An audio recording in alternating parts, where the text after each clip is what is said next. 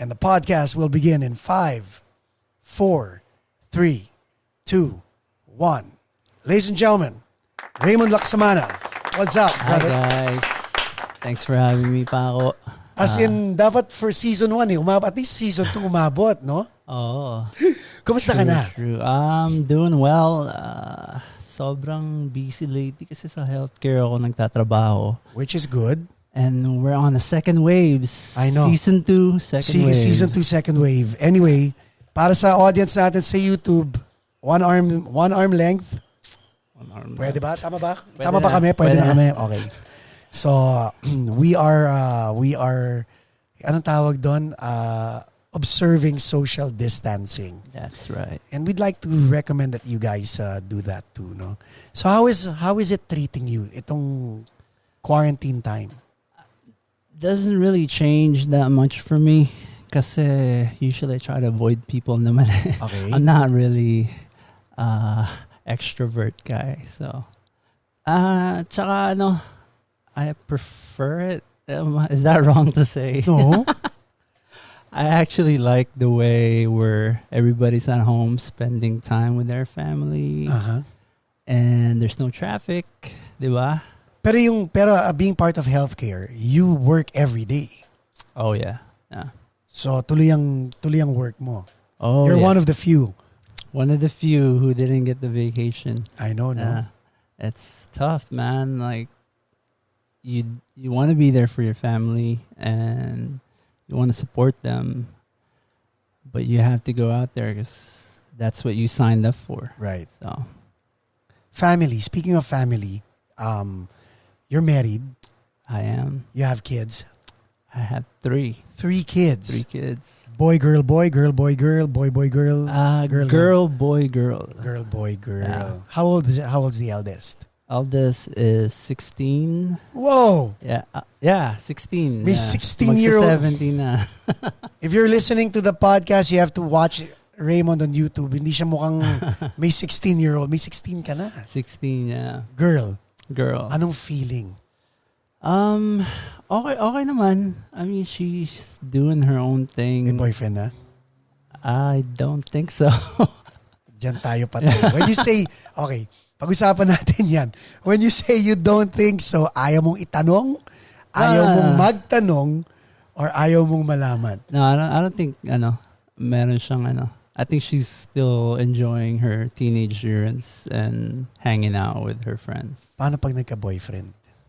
I don't really mind. I mean, Are you pinagdaanan natin lahat yan. So, ikwento mo sa akin, kasi may 5-year-old ako hanggang ngayon. Oh, yeah. Nung sinabi ng 5-year-old ko na may crush siya sa school, sino yan? Sino crush mo? So, I'm one of those dads. Kaya, okay. So, ikaw, so you had a girl, panganay mo, babae. Yun ba talaga gusto mong panganay or did you want a boy nung... No, I don't have any preference. Wala. Yeah, I mean... They're your kids anyway. You're Right. gonna love them no matter what. So you had a girl, and then after 6 years ba? We planned yung mga kids. We planned to have another so one. talagang nakaano sila, Yeah. spread apart. Yeah. So yung panganay talagang gusto namin malaki yung agwat kasi talagang parang siya yung ate. Right. And then we had our son, si Gact. Enzo. Shout out pala kay Aliyah, Gact, and Errol. If you're watching. Hi guys. Yeah, so you had Enzo ba? Enzo, and then we had Errol. And then Errol. After about How do you 2 spell years. Errol? Errol is like Daryl without the D. Really? Yeah. So, anong unang letter? A? Tapos ARYLL. Munti ka na. Alam mo ba, ang name ng mommy ko is AROL. Oh, wow.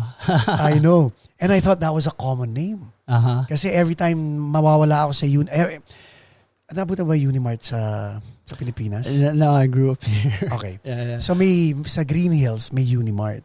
Yun yung nasa toy section kami ng kapatid ko. So every time mawawala yung mommy ko, pinapage namin siya. Talagang feeling namin yung mommy ko ang nawawala. Nung pala kami dalawang magkapatid ang nawawala. So we would say Errol. Uh-huh. Or Errol, di ba? We would say that.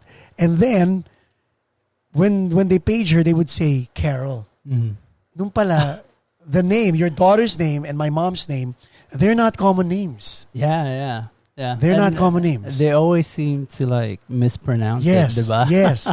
And I didn't know. Saan nanggaling yung name na Errol? Errol was, ano nga ba yan? Oh, kasi mahilig ka maglaro ng video games. Okay. If you're a fan of Zelda, Legend of Zelda, yung lumabas na games sa GameCube, Wind Waker, yung isang sister ni Link, is pangalan, yung baby sister si Errol. Okay. And she's like this cute, little, tiny So tama-tama because girl. Errol is the baby sister. Yeah. Yung bunso. So How old is she? now she just turned 10 years old a week ago. My God, happy birthday. Yeah, happy birthday. Okay, so your eldest is 16, 17. What's the and the reason why I'm asking is because you're a musician, right? Technically, tayo mga musicians, binabansagan tayo na cool dad daw tayo eh. But what's the dynamic like with a daughter? What are your boundaries, in other words? How far can she go? And how will you know that everything's okay? Not to take away from what Krishna is doing.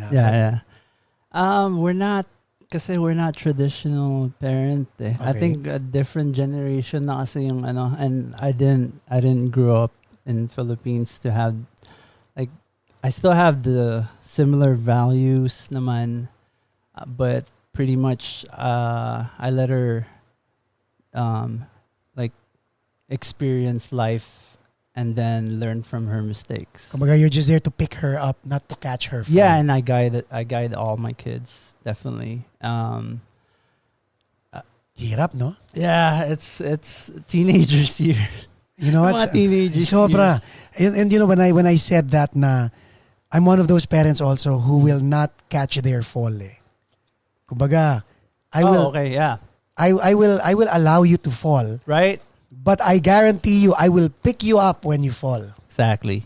Kasi yung ibang parents will not allow the kids to fall. Yeah, masyado na lang inaano. Yeah. Diba? Nawawala yung backbone. Oh, exactly. And the reason and you know, I thought I almost ate my words. I almost ate my words kasi nung ginawa ko yun, my eldest son Heaven made me want to change my mind. Kasi dumaan siya sa pagkabinata and everything that an adolescent or a young adult would go through. Yeah. Okay. So now, but nung sinabi mo non-traditional, explain that to our Filipino audience and other. Usually kasi, di ba, Filipino, we go to church every Sunday. Di ba, nagpe-pray tayo before eating our dinners, di ba, ganun. Wala kaming ganun sa bahay. It's just normal. Well, for us, I guess, our normal. We spend time together, read books, explore art. My son, he's an artist. Yeah. I don't know if you've seen his Instagram. He has like 3K followers now. Wow. He started very young. Started like less than 100 followers, and eventually he got very good at doodling. And now he's 12 years old with 3K followers. I told him, wag kang gumaya sa iba yung ginagawa ng ibang Instagram. They follow for follow.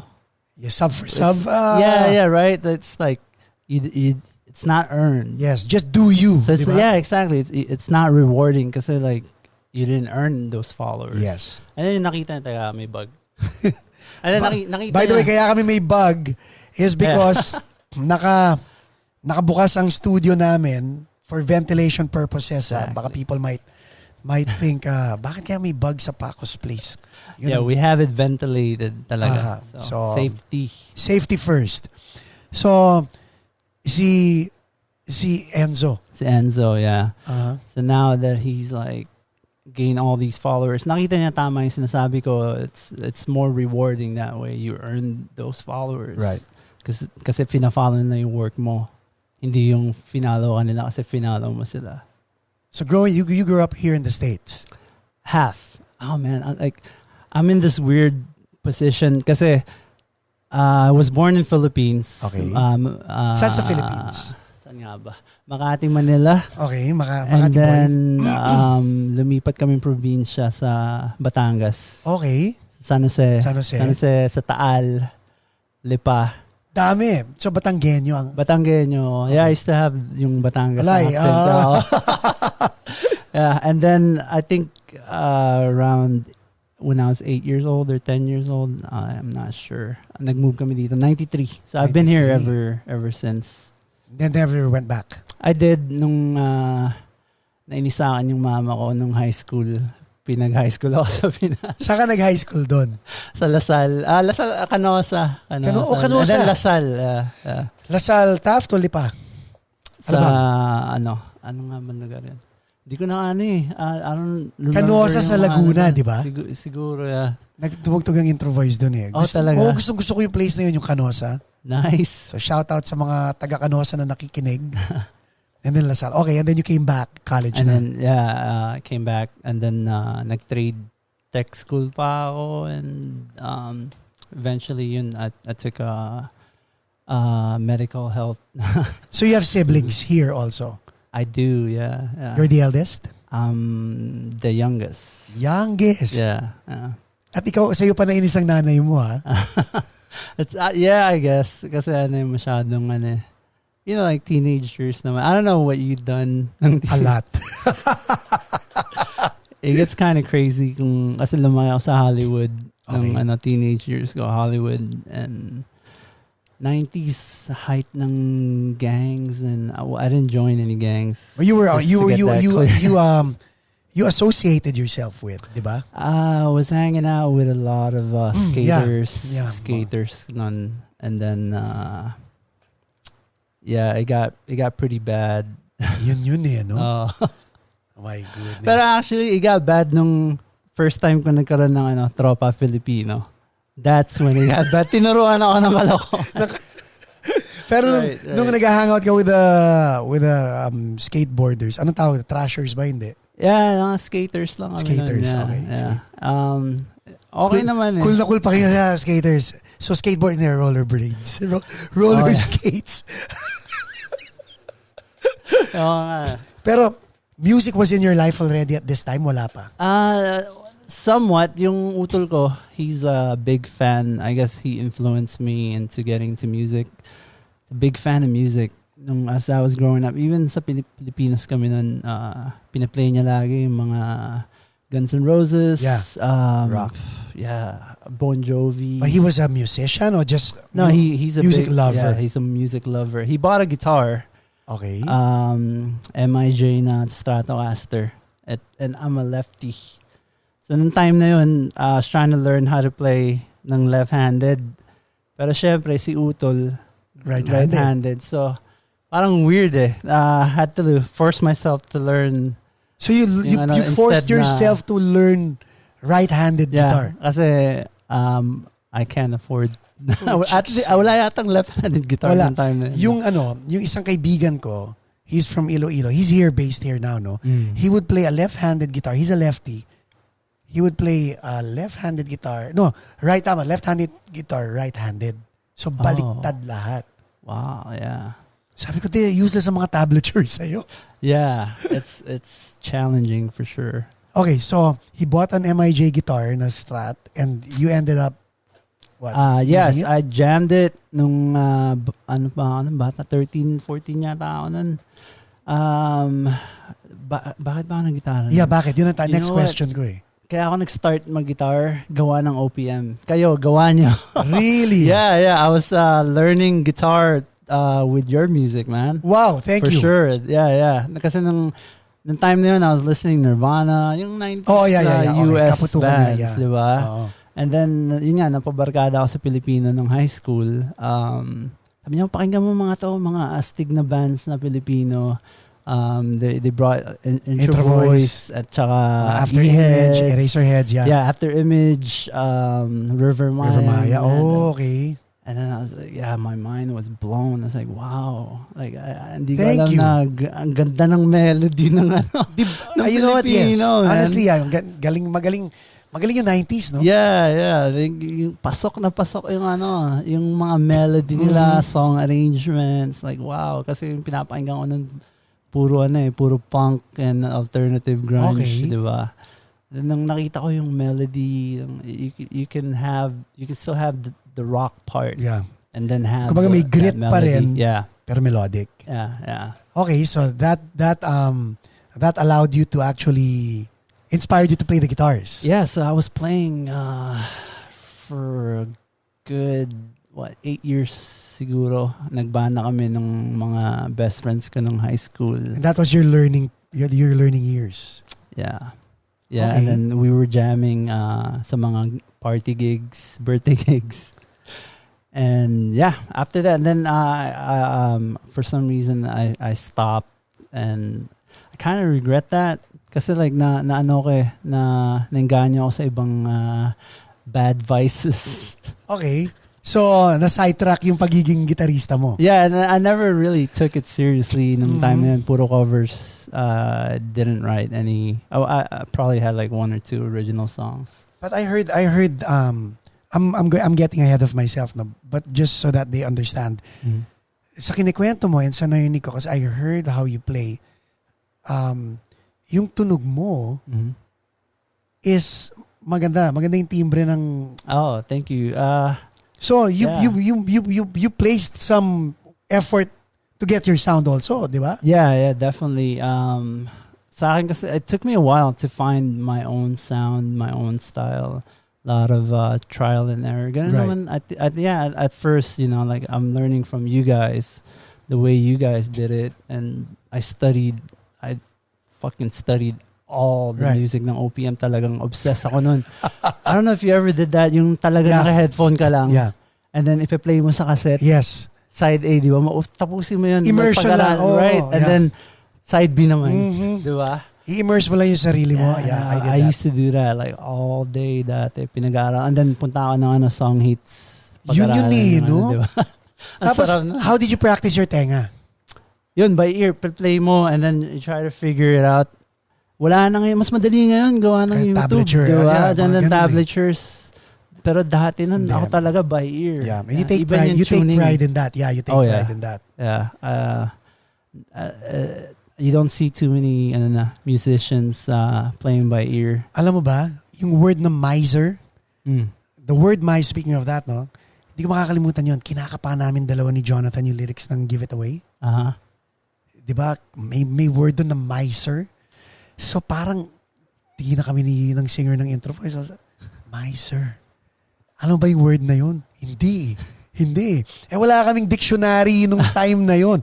And you have to have a dictionary kasi wala naman internet para mag-google mo yung yung word di ba? Yeah. So, pati vocal, pati lyrics, kakapain mo lahat. Oh, yeah. Titipain mo lahat ng gitara. Ayun nga pala, how did they figure out kung ano sinasabi? You have to listen. Diba? Kaya yung mga iba sa Pilipinas, lalo na kung no English ka, di ba? Talagang sina-sounds like mo yun eh. Yeah. Tsaka ang gagaling sa atin. Nung umuwi ako noon, yung mga cover bands, I was blown away. Like, tugtog sila ng mga classic rock. Yeah. Diba? And then, oh my God, yeah. They got it down to a T. They sound exactly pati yung timbre. Yeah. I mean, wow. in fairness, that's why we have Arnel Pineda fronting Journey. Yeah. I mean, imagine the years that he invested to know the bands that he covered, diba? Yeah. And his tone, I'm not a big fan yung mga nagbe-belt ng I'm more into the sound ng tone pag nakanta. Ang ganda ng ganda ng tone niya. And then so now nagigitara ka na. When did you pivot into songwriting? Was this after your dark years or No, I think na-inspired lang ako nung lately lang ako nag-start ng band eh. I think like about 4 or 5 years ago. Really? Yeah, kilala mo siguro si Mike Frias. I don't know if you've been here. Yeah, si Mike Frias, he was in a band called 10 to Midnight. And then tropa namin si Dale, yung mga yun. We used to hang out sa Cybertron. 10 to Midnight. Nakasama namin ng 10 to Midnight sa San Francisco. Were you there? Or wala? I was there. You were there. Uy, iba teka, yatang gig to. Hindi, sa Fort McKinley. Okay, iba yun. Yeah, Okay. yeah. I was in a different gig with them sa San Francisco. Okay, kasi we invited them, or was it the other way around? Pero hinheadline namin yun and they were there. Oh, nice. Saan pa ba namin nakasama ang 10 to midnight? I think there were a couple of gigs. Hindi ko alam kung nandun. Yeah, nag-session ako sa nila. I was a guitar player for a short while and then nag-switch ako sa synth. Okay. So I can kind of play piano. Kinda play piano. Kinda. I don't know now. I haven't played for so long. So first the guitar and then the piano? Actually, piano yung talaga yung nauna ko. Classical music. I was a fan of Mozart. Really? Beethoven, yeah. Were you self-taught? Self-taught, yeah. Yeah, Self-taught, yung okay. best friend ko nung junior high, throughout high school, si Louie. Self-taught ng classical music. Yeah, we both love video game music. Oh, and then okay. Kasi puro classical yung RPG music, classical songs, and then we got into classical music. And then we played by ear. Pero mas magaling siya sa akin. Some people talagang inborn na ng they can just get it right away. Do you have a piano at home? No, not right now. Okay. Yeah. So Mike Frias, 10 to midnight, and then what? So yun nga, they asked me to, si Dale, sabi niya, kaya mo yan, pag-aralan mo lang, and nag-session So ako Dale sa was nila. there, 2 guitars ang 10 to midnight di ba? 1 guitar lang ba? Yeah, he couldn't make the gig sa San Francisco. Okay. So he asked me. Wala siyang visa. Ano time na? Walang visa para pumunta na San Francisco si Dale. Okay. Yeah, that was fun. Anyway, I practiced like 5 hours every day. Kasi nga ang tagal na ako hindi nagigitara. 5 hours every day. Pinahiram niya pa sa akin yung gitara niya tsaka pedal board. Okay. Tinuro niya pa yung settings ng bawat songs, and wala pa akong alam talaga nun sa So talagang bila ka nalang sinubo na. Yeah, and then I picked it up luckily right away, and we were able to play that gig sa Neck of the Woods. Okay. Yeah. Kasama namin si Doy, yung banda niya, Dominion. Yeah. Si Doy magaling din kumanta. Oh, dude, that voice. Very passionate I siya. love his voice. He's like one of my favorite singers. Kaya lang pag kinausap mo, drummer ako. Yeah, whatever, Doy. Shout out to you, Doy. Humble. Shout out, pare. Kamusta? Yun. Di ba, okay. So, Dominion kayo, tapos... And then... how did it feel? That was your first gig? That was... Yeah, I think that was my first real gig. Nung it was surreal. Parang... And si Mike Frias is a good frontman, ha? Oh, yeah. And so, ano yung experience mo with him? Learned a lot. Na-inspire ako sa banda ng 10 to midnight. Makulit din siya sa stage. Mm-hmm. Did that force you to move or... No, it's not my style. Okay. It's not me. Let's talk about that. Because pet peeve ko yan eh. Yeah. So, let's say, did you consciously say, hindi ako gagalaw? No, nothing like. Gumagalaw naman ako sa stage, pero hindi yung not the same energy ni Mike Frias. Talagang daming energy niya. Yeah. Yeah, super saiyan. Pero hindi pumapayat, no? Kahit yeah, he's got all this, energy, and then he can still sing and belt it out. Like, wow, hey, man, that's very passionate. Oh yeah. Diba? So okay. So after that gig, what did you think of doing? After that gig, they decided na gusto mo mag-play ng synth for us, and then we played a few more gigs. And then eventually, I couldn't do their bands and because work. Yeah, work. And then eventually, ano ba nangyari nun? It's been a while. I think nag-join din yata on Dominion eh. Like I was a guitar player for Dominion for a short while. Kumbaga nakindatan ka ni Doy nung nasa San Francisco. Yeah. Inspired. Ang dami kong like when I watched them, na-inspire ako, and then eventually nag-start ako ng band ko to do it like what I'm envisioning kung anong sound. So itong question ko sa'yo, and I'm pretty sure your answer will open the minds of other musicians, and they're probably gonna get the elbow from their better half. Your wife was part of the whole journey. Oh yeah, definitely. What was the conversation like for every decision that you made? I think I warned her na, are you sure na kung gusto mong gawin ko to, kasi there's other women na hindi mo na makokontrol yung gagawin nila. Yeah.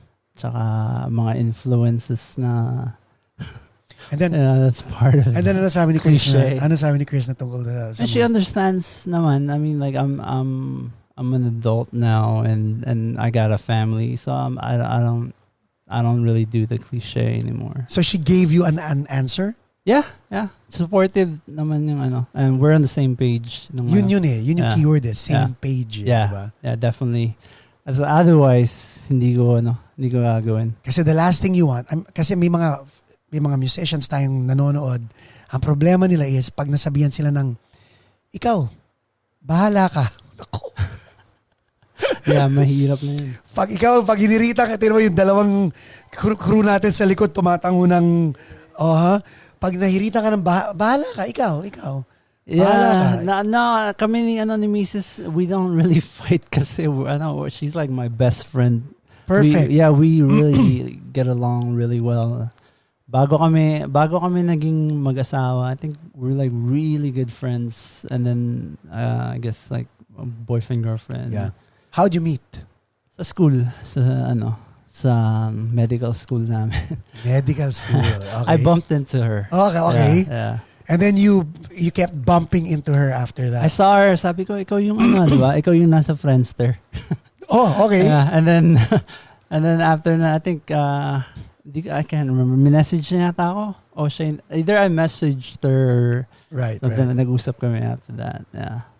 Galing, no? And after na nag-meet kami, never na kami naghiwalay actually. So may mga ganun. And when this was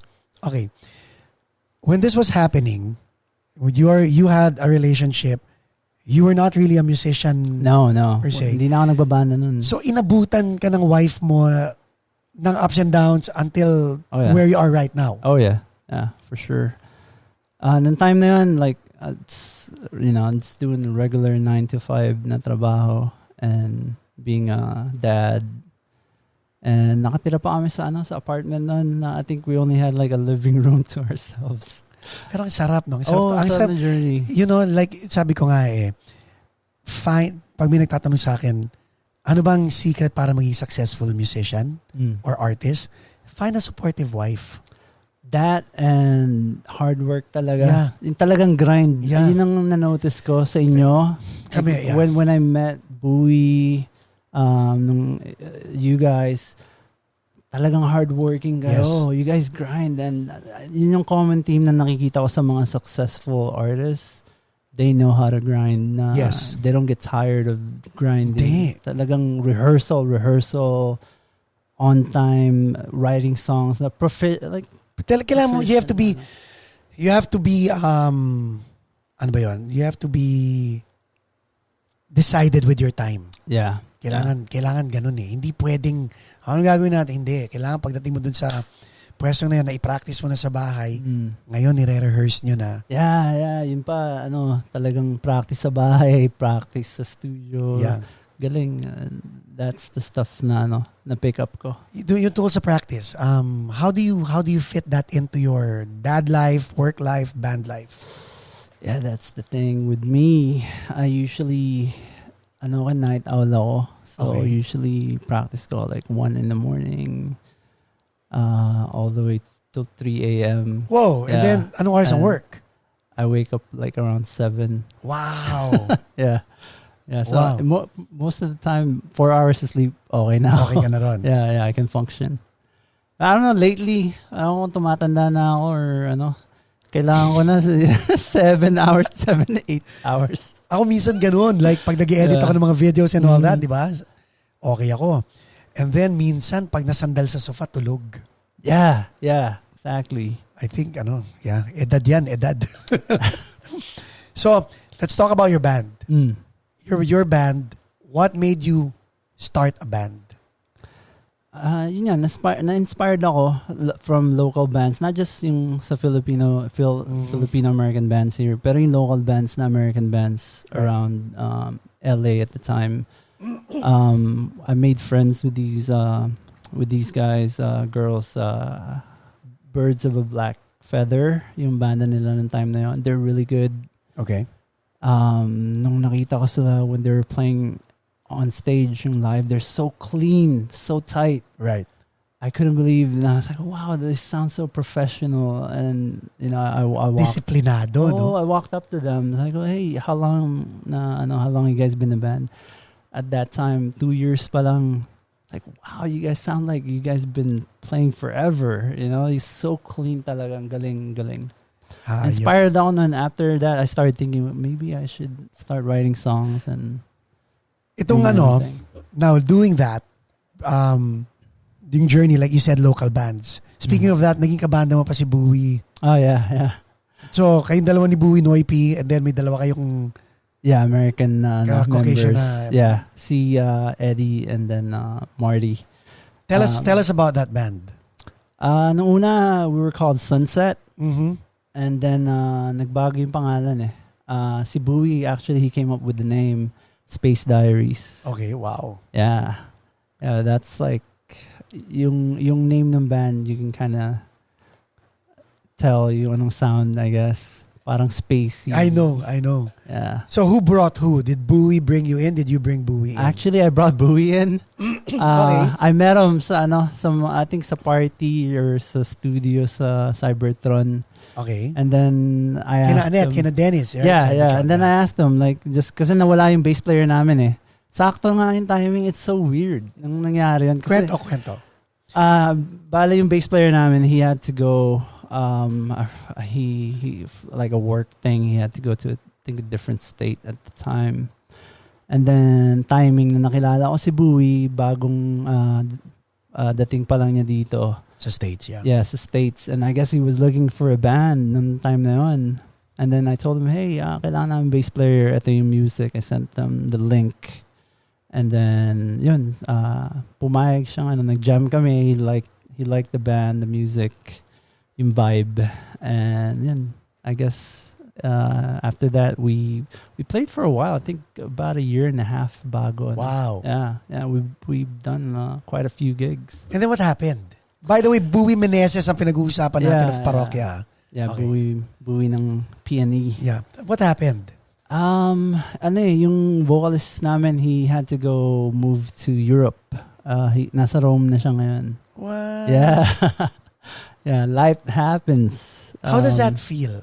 As a guitar player, and yun nung time na you weren't thinking of being a frontman, or may thoughts kind of being a frontman nung time na yun? Nung time na yun, actually, nung magkabanda kami ni Bowie, meron ng echo for Eons.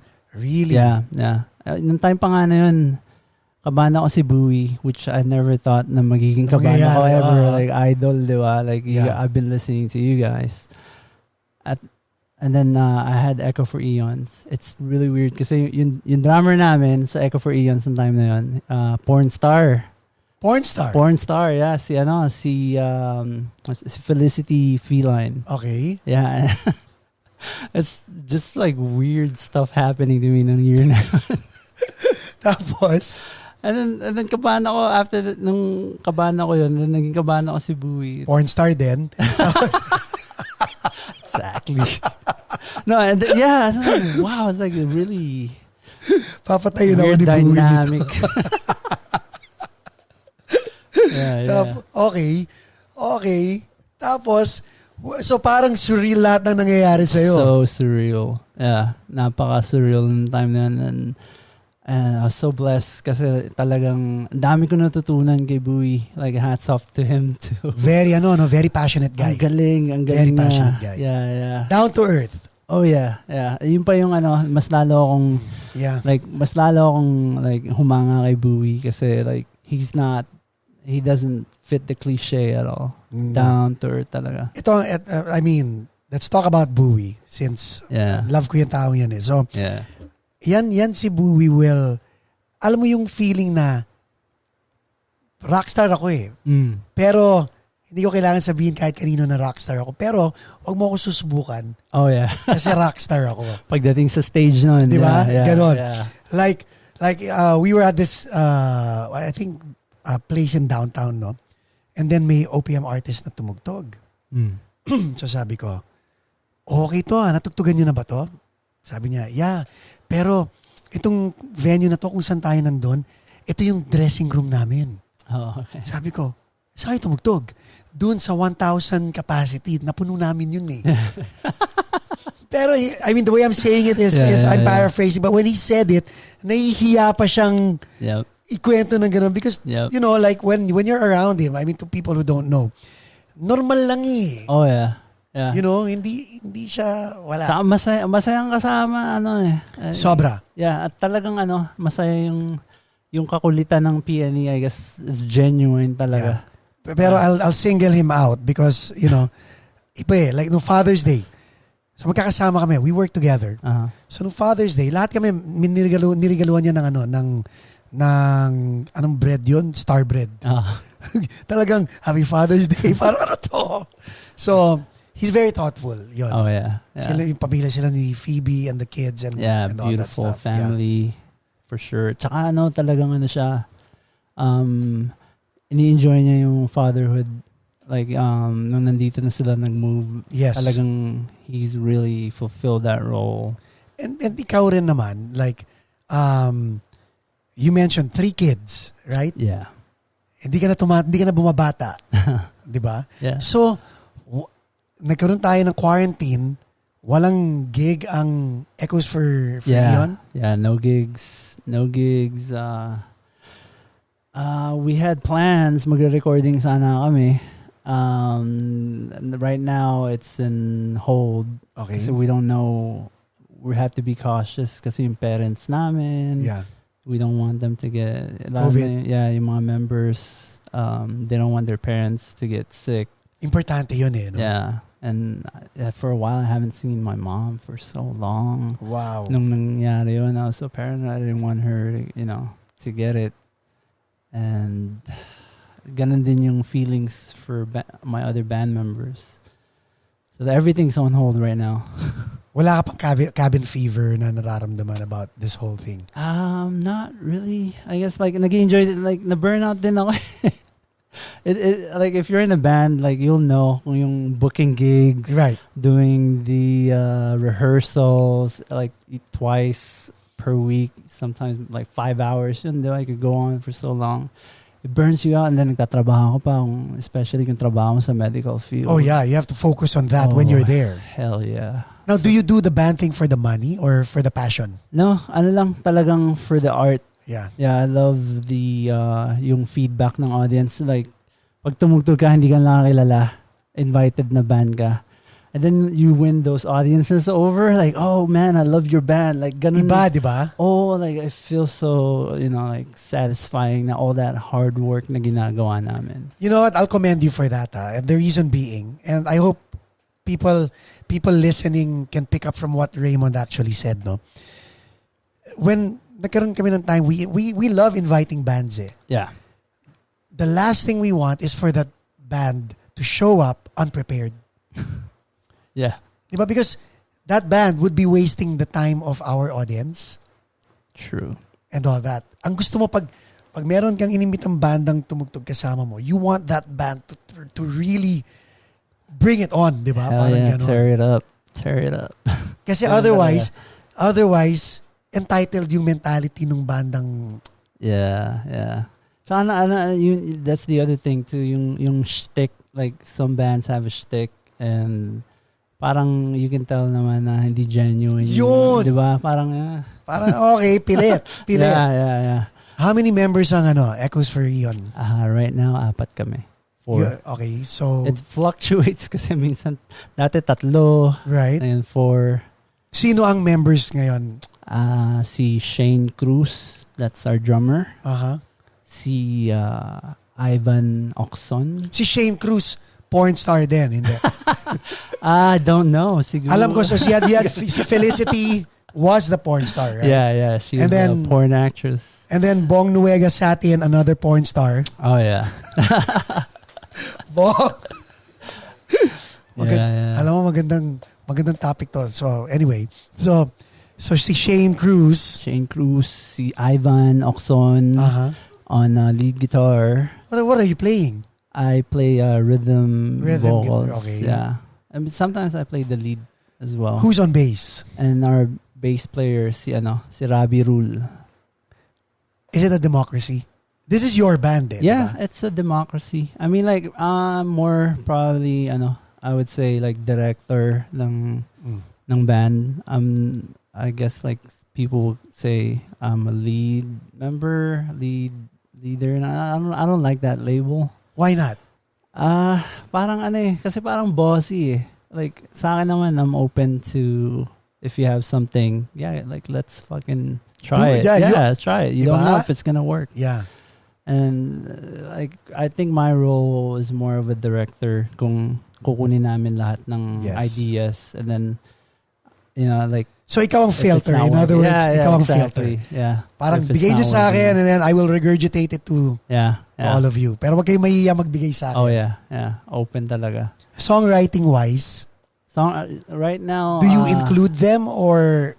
No, like, we tried some kasi mahirap talaga. I don't know if people know this. Like, songwriting, it's so hard and so easy at the same time. Yes. Like, you can write a song like in 5 minutes. It doesn't mean it's gonna be great. Yes.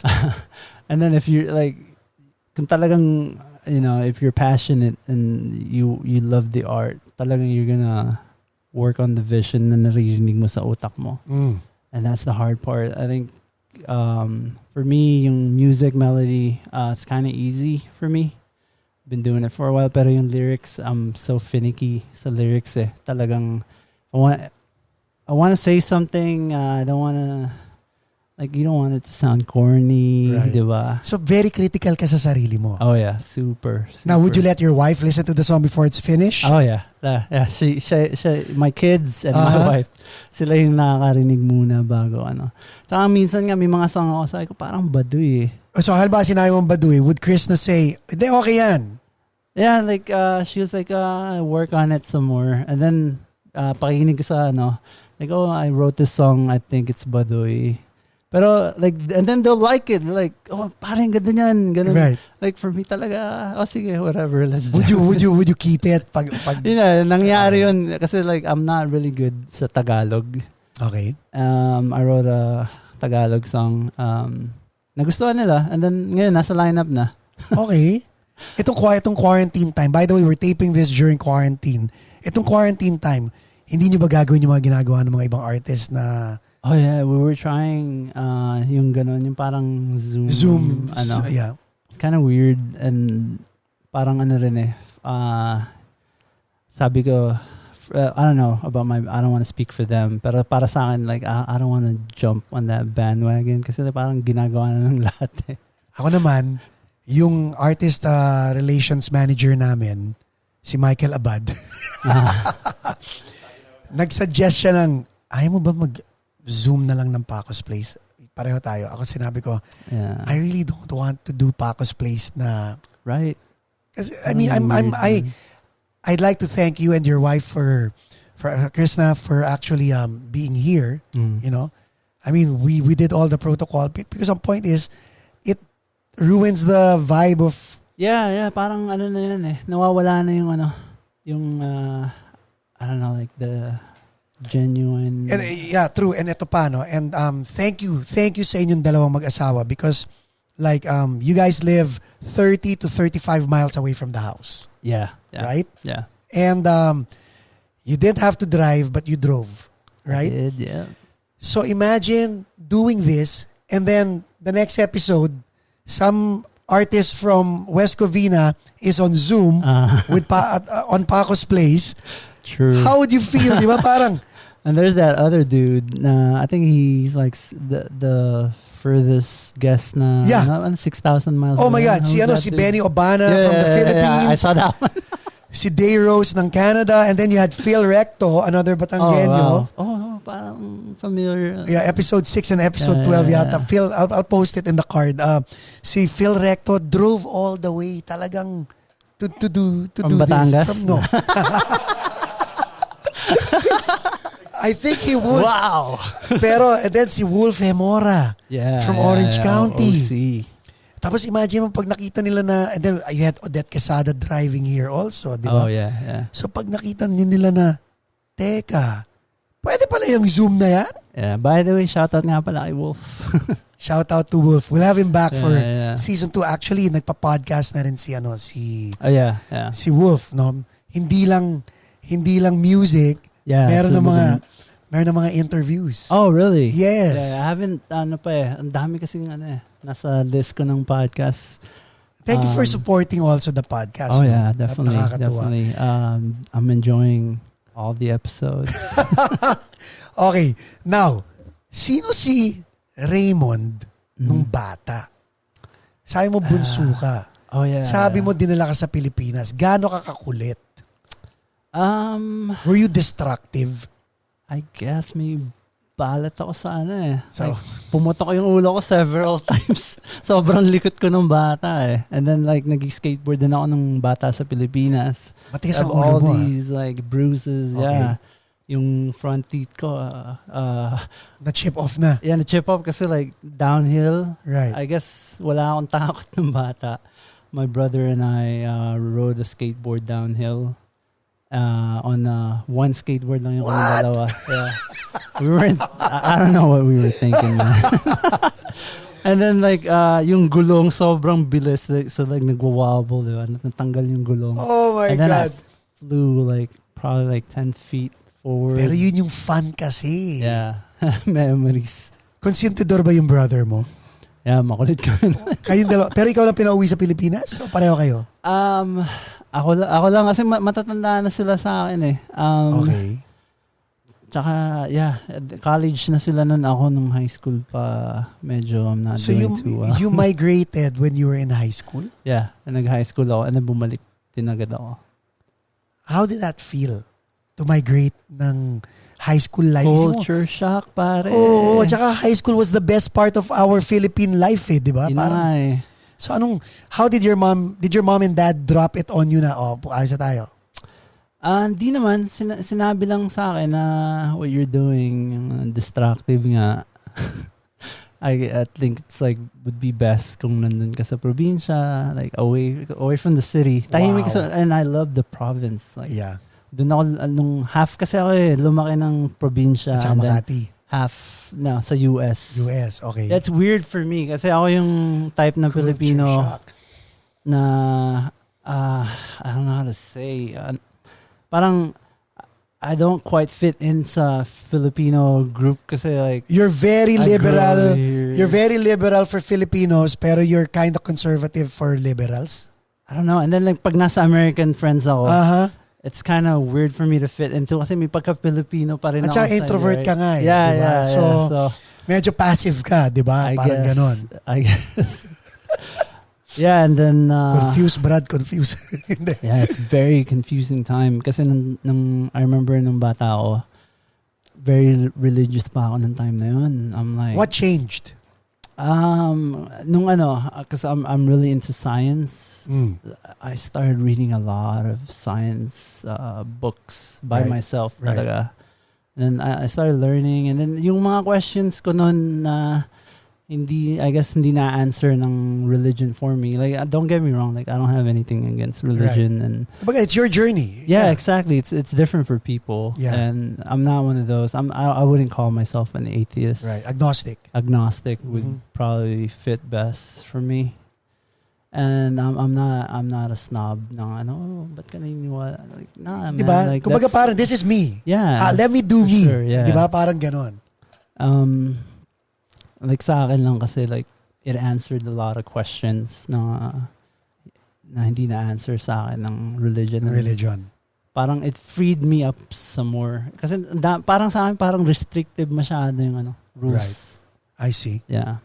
Anyway, pag-usapan natin yan. We'll come back after this commercial break from our sponsor.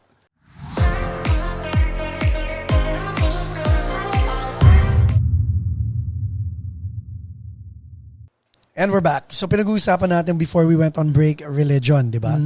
So, science. But is this the reason why you never imposed anything on your kids? Yeah, I want them to have that journey. Na Right. sila kung ma-discover nila religion and Then good. Yeah, Para hindi ko sa- sasabihin sa kanila, hey, hindi ako niniwala yan, bawal yan. I'm not like that. Yun ang yun ang hindi ko rin naiintindihan sa ibang tao. Like, if you're atheist, be atheist. Yeah, exactly. Right? If I'm Christian, let me be Christian. Yeah. The same way, if you're gay, be gay. Yep. Oh, you don't need to rub it in me and I don't need to rub in my masculinity on you. Di ba? Yeah. Parang let me do me, you do you.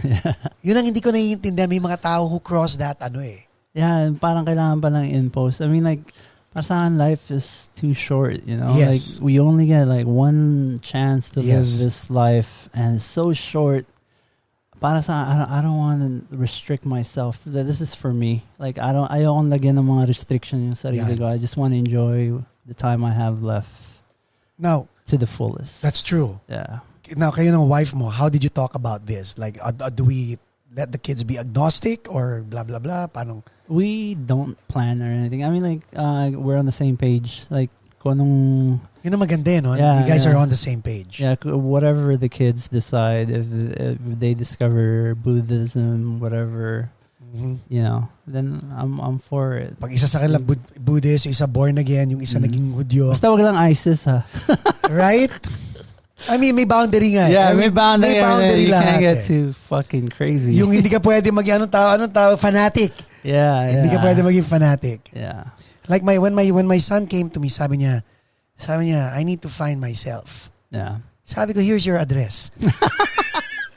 Yeah. Hindi, for kidding aside, you know what sabi ko?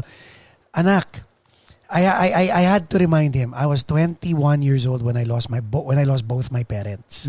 So imagine how lost I was. Yeah. I had no you, I had no anybody to tell me how to find myself. So I appreciate the fact that you're telling me you have to find yourself. Yeah. But go do it. Yeah. I think yung ano yun I think everybody goes through that. Yeah. For me, it was like, nung I had to find out. Talagang ni-research ko. I did a lot of reading about religion, different types. Hindi lang yung Catholic natin sa Pilipinas, right. Diba? I even went and tried to dig up like Filipino history. Kung ano yung talagang origin natin kasi it's lost. Yeah. We've been colonized for like 400 years, diba? Total, yeah. Right? Yeah. And then ang dami na-incorporate na natin yung religion ng iba, yung culture ng iba. And then I wanted to learn yung original natin pagka Filipino. It's fascinating to me nung na-discover ko yung kung anong religion ng time nung wala pa yung colonization, tsaka yung mindset ng tao. Like, we're so friendly. Yung culture natin, we're like one of the friendliest. Alam mo yun, hanggang ngayon, di ba? Hanggang ngayon. Tayo pa rin yung friendliest. Like, we'll invite a stranger from outside. Kain ka dito. Yeah. We're having a party. At pag hindi sila kumain, galit pa tayo. Yeah, exactly. Especially sa Batangas, kasi sa probinsya, pag may piyesta, di ba? You can just walk into anybody's house. Oh my God, alam mo na experience ko sa Batangas yun. Kukwento ko lang. So, niyaya ako na, okay, simula kami Tanawan, no? Dire-diretso, papuntang Lipa. Eto ka. After, alam mo yung Raymond, na iimbitahin ka to eat, right? Yeah. Bawat bahay, kailangan mo kumain. Pero bawat bahay, menudo ang naka-serve. Parang, oh my God, hindi ko na yata kaya kumain ng menudo for a while. Yeah. Hindi ako kumain ng menudo at saka buko salad yata. For that reason. Yeah. Buko pandan yun. Buko pandan at saka menudo. Natry mo na ba yung bulang lang? Sa Batangas? Yes. Oh, yes. Shit, man. Yun yung namimiss ko. Kasi wala yatang patani dito sa US. Wala. Alam mo, gusto ko sa Batangas. Sa Batangas ako natutong kumain ng tutong at kape. Yun. Sapsap. Sapsap at yun. Tuyo. Oh, shit. Oh, my goodness. Dude, now we're talking. Now, yeah. Tsaka yung nagugustuhan ko pa sa probinsya. Like, pag may gusto kang gulay, punta ka lang sa likod. Andun na. Tapos, Taal yan. May cottage kami doon. And then, talaga? Ang sarap ng mga times namin doon. Talaga ihaw, di ba? Namimiss ko nga. Okra, talbos ng kamote. Oh my goodness. Ano ba yung parang nasa, ano ba yung kangkong ba yun? Yung kangkong parang hollow. Yeah. Kangkong. Pipitas lang yun. Then diba? Gigisa mo. O kaya, wow. Kainis. Ang ganda talaga. Yun yung it's kind of sad for me nung umuwi ako ng Pilipinas. Time out. Jay, pwede ba natin mapapatayo sa lagubang na yan? Pick up tayo sa It's Really Sad for Me. Okay. That's sad for me nung umuwi ako. Nakita ko yung parang changes na nangyayari. Parang naging modernize na yung probinsya na I mean, I guess there's some pros and cons. For me, it's more on cons. So yung ilog na dating naliligo kami sa ilog na yun. Na-experience mo lahat yun? Oh, na-experience ko yun. And then ngayon, wala na. It's all polluted. Doon na dinadump lahat ng poultry, whatever crap. I was pissed. Hanggang ngayon nga, I'm like, I have plans na I want to go back home and help clean up yung mga pollution ng river. Because I don't know if people realize na you need clean water. That's like gold. Actually, at the end of the day, water talaga. You need clean water. Yeah. And like, pinupulot lang natin. Like, I don't know. Kailangan talaga ng education. I kind of want to do a campaign na, hey, let's get this cleaned up. Game? Sabi mo lang sa akin. Yeah. I'm down. May this as a friend of mine, gusto niyang mag-write kami ng proposal, get some investors and start. And then for me, I have to look for the time. But you know what? Maganda yung sinabi mo, water. May mga gumagawa niyan for Africa, no? Yeah. Pero tayo, let's do that. Why don't we do that for the Filipino, no? I really want to do it, especially dun sa San Jose, Batangas. Want to get that river clean. Lalo na nung nangyari sa Taal. Oh. Di ba nagkanda leche-leche lahat ng nila ron eh. Hindi ko na. So, sumabog ang Taal. Oh, yeah. Di ba? Sumabog ang Taal. So, yung mga crop nila, yung pollution nila ron, yung mga iba na nag-iigib lang ng tubig, lahat yun, nadamay lahat yun. That's terrible, clean water ang kailangan ng mga clean water tao. Talaga dapat pinopromote ng buong Pilipinas yan. And you just have to think about the environment and the sustainability na ginagawa natin sa planet. You know what, I'm impressed with you because you're living the good life and yet naiisip mo pa rin yung mga kasama natin sa for Pilipinas, sure. Diba? Like, it's always on my mind talaga. Like, especially now, kung yung nangyayari sa mundo. The more you have. Yeah, I mean, like, why? The more you give. Like, right now, we have the technology. If everybody just fucking cooperates, we can have sustainable green energy. And we don't have to have the oil anymore. It's not necessary. We can have nuclear energy. What's your take on nuclear energy? I'm all for it. Right.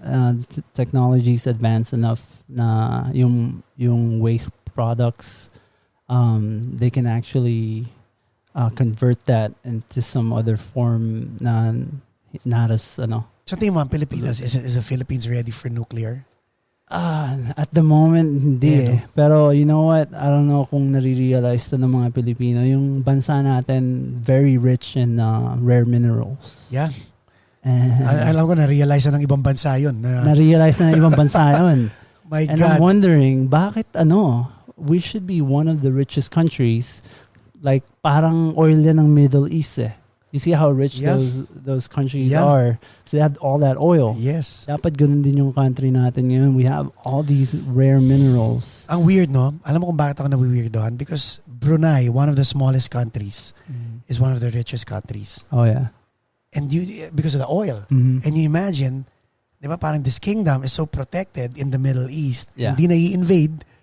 Right? Yeah. And then ang Pilipinas mas malaki ron and we have all these minerals and all that stuff hindi natin natap the corruption, man. I Like we lost. I think for me, like my opinion, I think parang we lost our identity na eh. Masyado natin incorporate yung maganda yung culture ng ibang bansa. I-apply natin. We forgot about our own, yung ninuno talaga. Hindi yung colonialism bullshit na I'm not subscribing to that. Kasi ang ganda ng culture talaga ng original na Filipino. We're fucking warriors. Yeah. And, like, warriors tayo, parang babait natin. We're welcoming. Kumbaga, wag mo kong kakantiin. Di ba? Kumbaga, parang chill lang ako. Pero don't mess with me. Exactly. Tsaka may respeto. Magalang tayo. Like, I don't know, man. Like, I don't know kung nangyari na sa atin. This frustrates you, no? Napafrustrate talaga ako. Nakikita ko, like, tayo. Pinapanood lang kita talking about it. Parang, kasi like, I don't know, parang sa akin, parang common sense naman eh. I mean, like, ang ganda-ganda ng identity ng Pilipinas. I mean, it's okay to incorporate yung magandang culture and identity ng iba. But don't give yours away, di ba? Yeah, don't forget about kasi we have something to offer too sa mundo. Parang kunin mo to, yeah. ilagay mo sa'yo, and then yun ang ipakita ang mo sa sad mundo. part pa, nakikita ko, ibang country, they see it. And they take it and incorporate. Yung atin. Oh, nakikita nila, hey, you know, yung maganda, hindi natin pinopromote eh. Kasi nakikita ko puro Hindi kaya dahil sa talangkaan? Like yung crab mentality ng Pilipino? I don't know why it is like kasi that. like let's say ikaw, if you start this project, let's just say you start the project, instead of people, what I told you is not reflexive of a Filipino. Nung sinabi mo, I want to do this, another Filipino would have said, ako rin, I want to do something like that. Reflexive, so yun ang reflex ng Pilipino eh. Yeah. But what I said was, if you want to do that, di ba ang sabi ko, tera. Yeah. In other words, let me support you, man. do that. Yun ang hindi ko nakikita sa ibang Pilipino. Yeah, walang like, I don't know, maybe kung yung poverty sa atin or inequality, tsaka fragmented tayo eh. Very, mosaic. Right? Yeah. Merong na ngayon eh, parang different class na yung mayayaman and then yung caste system, yeah, yung Spanish caste system. And then people parang they look down yung mga pag-iba yung language mo. I don't get that stuff. Ito. Sinabi mo, ano yung punto ng Batanggenyo? Di ba yung may alae? Okay. Pagdating ko sa Amerika, for the first time, nakakita ako ng Hapon. Haponesa na maganda.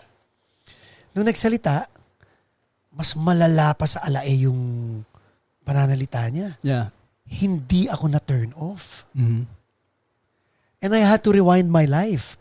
Sabi ko, ilang babaeng magaganda na nung nagbukas sila ng bibig nila, at hindi ko pinursue. Yeah. How superficial was I? Nahiya ako sa sarili ko for being very superficial. And Filipinos are like that. In the Philippines, ha? Yeah, yung sa atin, masyado parang silang pitasero. Like status yung if you speak English. Right. Like so ngayon, mga tao nag-i-English doon. Pero wag mo i-let ko yung Tagalog, bro. Yeah. Identity natin yan. Ayaw kung ba't puro English doon, nasa Pilipinas ka. Ganito na lang, a very perfect example. You and Chris na watched my vlog nung nasa Bottega Louie, di ba? Yeah. Yung vlog na yon, nag-i-English ako doon. Kasi akala ko ganun dapat mag-vlog. Hanggang someone actually told me, Sir Pax, mag-Tagalog ka kasi Pilipino ka eh.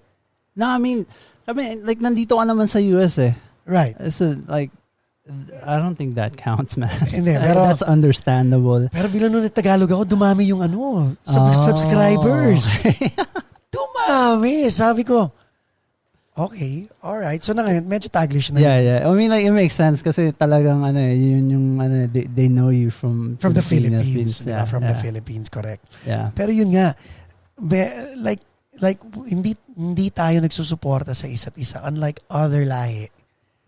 They support their own. Yeah, tsaka yung nagpo-flourish yung culture na tingnan mo yung sa Japan. Yeah. Yung, diba, like they have that culture, yung traditional, but still pagdating mo sa city, yung modern. Would you say it's because we as a country masyado tayong mosaic na Batanggenyo, Kakapampangan to, Caviteño to, tapos Panggalatok to, and now they tend to, maliit na nga tayo, we tend to break ourselves even more. Hindi kaya ganun? I think, and para sa akin, I think yung colonization yun na nga natin eh. We have that mentality. I think we should decolonize our minds. And how? Through education. I think they should teach sa school talaga yung original history ng Philippines before colonization, like yung baybayin natin. Yeah. That's a beautiful. Ganda, no? Ganda ng letterings nun, and I was trying to learn it actually. Ganda niya, and yung mga nawawala nating tradition now we've forgotten about. Actually, Ngayon na nga, bayanihan. People don't even know what bayanihan is anymore. Yeah. Diba? Like, tayo lang ang bansang may bayanihan. Can you imagine? Kultura natin yun eh. Yung helping each other. Yung binanggit mo kanina. Yeah. Now, open tayo. That's bayanihan eh. Yeah. Diba? What happened? Yun ang... Exactly. Tsaka yung ganun, parang ini-invade na yung bansa natin. Like, why are we letting that happen? Maybe because lumalabas na nga yung maling paggamit ng kultura. I think it's just greed as well. Yung money. I don't know, man. Like, if ibebenta mo yung bansa mo. I was gonna say, sa tingin mo ba nabenta na yung bansa natin? I think so. Yung for the most part, I don't think everybody, may mga bright spots naman na nakaupo, but they're outnumbered. And plus, it's hard, man. Like, yung kay Duterte, he's the president, and like nung una I supported him. Like I really wish na, man, you're gonna make these changes kasi talagang old school Filipino rin siya. Yeah. And what he did sa Davao, ang ganda, di ba? I thought, ang hirap kasi ang dami mong kalaban, sindikato. And I don't blame him 100%. You cannot eh. You can't. You just can't. Hindi ko lang nagustuhan na ginawa niya talaga yung war on drugs na yan. I think yung EJK, he's completely wrong on that one. And a lot of innocent people died. Because I mean, murder is murder. Yeah. Right? And the Philippines is a democracy.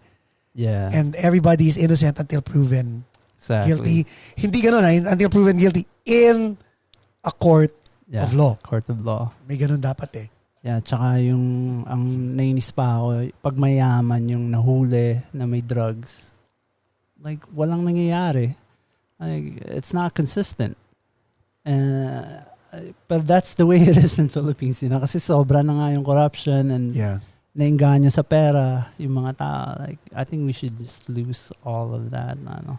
Tapos pati yung ano tawag dito, yung pagkain. Yung quarantine, di ba? Yeah.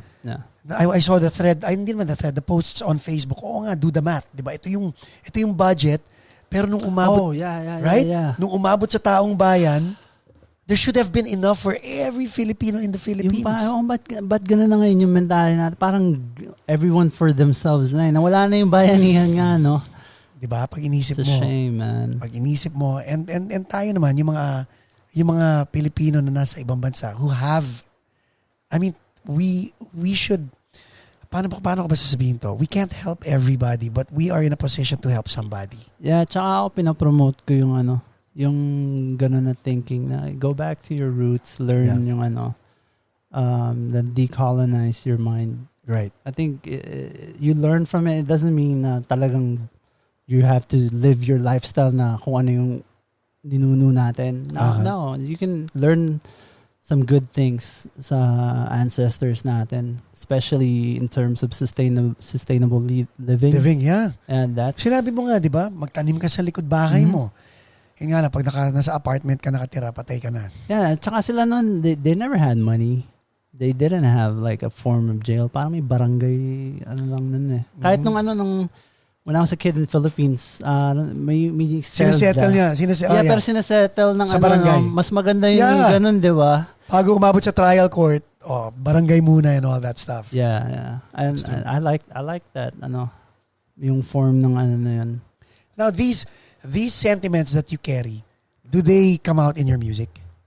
I don't know. Maybe. I never thought of it. Diba? It might be a start habang quarantine to start writing. Oh man, I think like the new songs that I'm gonna be working on for sure. And if you want, ito nananawagan na, I'm saying this. I mean, if you need artists to help you promote it that way in terms of music and proceeds and all that stuff, game ako dyan. Yeah, I think all Filipinos should promote yung natin. Ninuno natin. I mean, just read up on it. Tsaka yung baybayin. I don't know, man. Let's not lose our culture. Ibang klase, no? Oh, ganda. Napakaganda. Do you talk to your kids about your... Oh, for sure. Yeah. Okay. Sinasabi ko sa kanila. I'm kinda, kind of sad na hindi nila may experience the way I grew up. Right. Yung nasa farm ka na sa bukid and then you go fishing. Yeah. Like, I think I wake up like 5 a.m. Kasama ko yung pinsan ko. Yeah. Ikakas namin yung net. Oh! And then I believe at the end of the day, sunset yata yun. Punta kami nung sa butong yata yun, sa Taal. Ang dami mo magagawa. Kukunin namin yung net nun. Hindi naman yung mga isdaan. Oh, and then dati nakapag-fishing pa kami ng tilapia. Ngayon, wala na lahat yun. Your kids, do they speak Tagalog? Hindi. English sila. Kasi I grew up here sa bahay, English yung salita namin. Yeah. Pero I don't think it's a hindrance for them. Madali lang naman matuto ng Yung dalawang anak ko, English. And then yung mga sumunod, wala na, hindi ko na nabantayan. Hindi, yung dalawang anak ko, Tagalog. Tapos yung mga sumunod, wala na, hindi ko na nabantayan. English na. I mean, I think they can pick it up. Yung bunso ko, she's interested sa Tagalog and she's picking up a lot of and I don't know, for me it's not difficult, man. Like kasi nung punta ka dito natuto na ako ng English, I sort of forgot yung Tagalog and then napabarkada akong Pinoy and natunan ko ulit. Di ba balik na naman sa pagtatagalog mo. And I even learned Spanish kasi nagtatrabaho ako sa hospital and yun yung most of our demographic. I picked up Spanish. I mean, it's not that hard. You just gotta practice. Grabe, you know, this conversation paints me a picture that you have so many things on your plate. Yeah. and yung mga tumatakbo sa utak mo, so what keeps you grounded? My kids, my family. So at the end of the day, pwede na mawala lahat, wag lang tong 4 na taong to. Yeah, gravity. Yun My wife. How does she put you in your place? Isa. Okay. Buti ikaw isa lang. Yung dalawang nasa likod ng camera, umabot ng 10. No, I'm kidding. I don't know. I think we keep each other grounded naman. Yeah. And we always talk. Ako, nakita mo yung wife ko kanina, di ba? Yeah. Bukas lang ng sliding door, walang salita-salita. Yeah. Alam ko na, di ba? May mga may kayong mga babae, no? Communication. Titingin lang kayo sa amin, alam na namin kung ano ibig sabihin nun. Yeah. Talagang in tune kayo. Pag of course. Pag nagtinginan kayo. Pag nagtinginan, guys, sandali. Yung ganun parang pag you're in a great band. Pag tumingin ka sa without saying anything, alam mo na yung gagawin next. Yes. Yeah. I totally agree. Ganun kami ni Mrs. and you know what? Itong mayroon akong nilabas na vlog.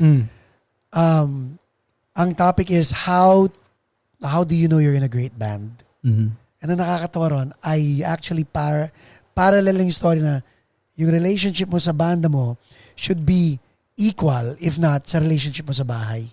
Yeah. And vice versa. You really have to be in tune You're in tune with your partner. Yeah. You're in tune with your bandmates. Yeah. Any diskaril in that, masisira yan.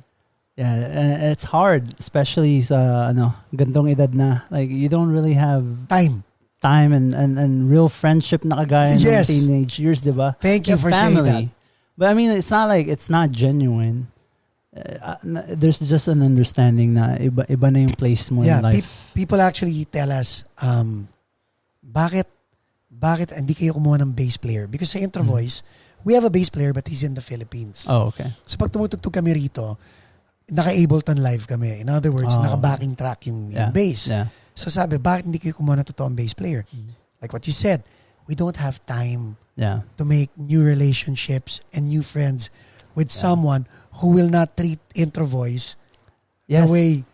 Di ba parang... Especially may set up na kayo na system na alam na yung the way you may culture na kami sa... Yes. Parang echoes for Eon. How does it feel every time there's a new member coming in? Di ba? Ito na naman. Oh, man. Like for me... Ayun, nakikita ko na kagad yung stress sa mukha mo. Yung grind kasi, di ba? Like relearning all that. Kasi iba yung palo ng Like, kumuha ang drummer. Like, that's the backbone of the band. Yes. And nag-iiba yung song mo. Like, kung iba yung style ng drummer mo. So, like, some songs don't quite work as well. Right. So, you have to, like, just write a new song or, I don't know. No? Yeah, hindi ko thankfully, yung namin ngayon, it's all good. So happy. It took a while, it took a while for me. And I think the most difficult sa LA, just looking for a drummer. Wow. They're like a unicorn. Yung iba talaga gusto pa babayaran. Talaga? Yeah, I'm not talking like Phil Am scene, Right. just the scene in LA or in Cali. Most of the drummers, like, they have different bands, and yung iba gusto na binabayaran sila. Like, bakit? hindi ka, make it clear na hindi ka naghahanap ng session that you're looking for. No, I tell them, like, usually yung na-meet ko na nag-audition, like, sinasabi ko sa like, kung gusto mong bayad ka, let me know anong experience mo, ano bang nagawa mo na, but, like, what do you have to offer na, Right. Sobrang angat pa sa, like, I write the song, are you gonna write the song? Like, you know what I mean? Ano sinasabi nila after that? Like, cool naman eh. Okay. And like pag talaga, ini-insist na lang magpay, then, it's not gonna work. I'm not paying you. Right. Sa akin po, yung band, it's like a gang. Like, Yes. diba? You have to be Pag may kita, family. kita tayong lahat. Yeah. Pag walang kita, wala tayong kita lahat. Yes. Di ba? Yeah. Yeah. And thankfully, I don't think there's too many bands na they play original songs that get paid gigs. I don't see too many of that sa scene ng Phil Am. Why do you think? I'm not sure kung pinapursue nila yun, pero as much as possible for me, pinapursue namin yung to get that paid gig as well. I mean, why not? Yes. You're putting all these hours, might as well get paid for what you're doing. Yes. Now, do you proactively ask to be paid, or do you wait until they offer to pay you? No, depends na kung anong situation. If it's like tawag doon yung like a festival. Yeah, okay. festival gigs, then for sure I'm gonna ask for a talent fee. Yeah. And then of course, kung sino yung producer, promoter, depending, they have conditions that you have to bring a certain amount Of people. Yeah. So, ikaw ba naniniwala ka sa pay to play? No. Why? I mean, like, Let's say I tell you, I have this venue. Mm-hmm. I'm gonna give you. The tickets are gonna be $35. Mm-hmm. I'll give them to you for $15, but you have to guarantee me a draw of 50 people. Mm-hmm. Would you take it?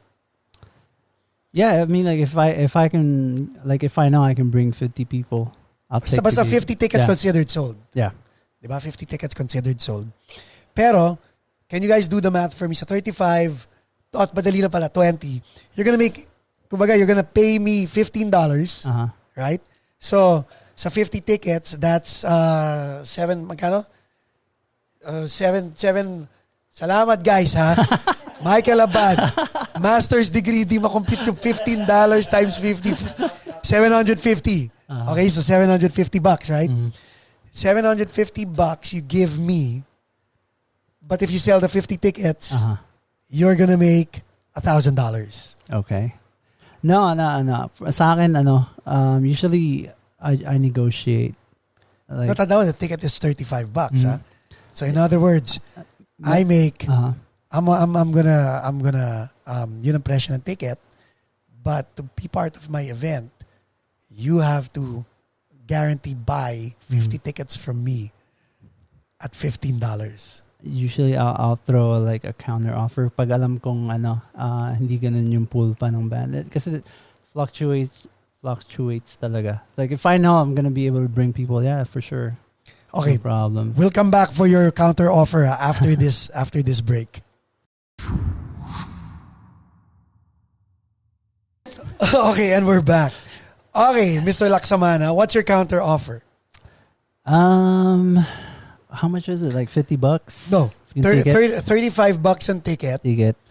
Usually I'll go for half.